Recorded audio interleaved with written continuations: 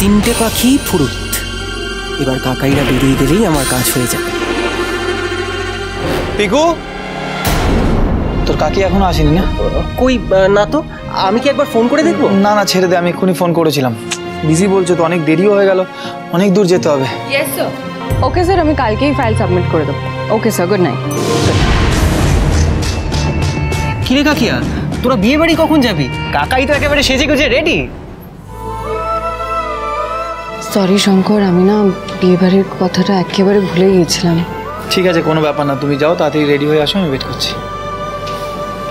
শোনো না শঙ্কর, বলছি আজকে রাতে না আমার একটা জরুরি কাজ পড়ে গেছে, তাই তুমি এই বিয়ে বাড়িতে যেতে পারবে না, তাই তো? ওইখানে আমি তোমার জন্য সব কিছু ছেড়ে এতদিন ওই গ্রামে থাকতে পারি, কিন্তু তুমি আমার জন্য একটা বেলা ম্যানেজ করতে পারো না। আর এই বিয়ে বাড়ির কথাটা তো আমি তোমাকে আগেও বলেছিলাম। বিষয়টা সেটা নয় শঙ্কর। তাহলে বিষয়টা কি? একজন সাধারণ আড়তদারের মেয়ের বিয়েতে আইপিএস ঐশানী ঘোষে যেতে লজ্জা করছে, প্রেস্টিজে লাগছে, তাই তো? সব তুমি কি বলছো? থাক ঐশানী, আমার আর কিছু বলারও নেই, কিছু বোঝারও নেই। তোমাকেও যেতে হবে না, আমিও যাবো না, ছেড়ে দাও।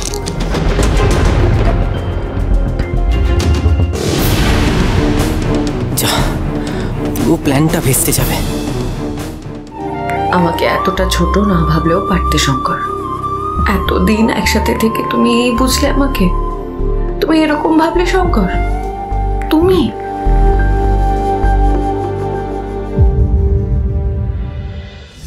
এত এত তাড়া দিল, এদিকে এখানে দাঁড় করিয়ে দিয়ে কোথায় চলে গেল কে জানে। এখন তার দেরি হচ্ছে না।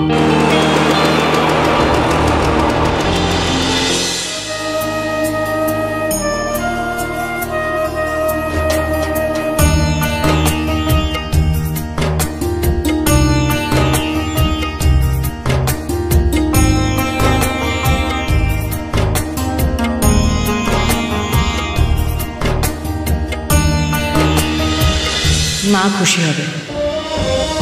কেন তুমি আওনি?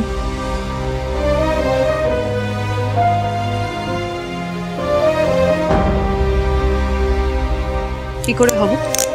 আমার তো এখন বড় গাড়ি না চললে ভালো লাগে না, বড় মানুষের বিয়ে বাড়ি না হলে যেতে ইচ্ছে করে না, তাই না?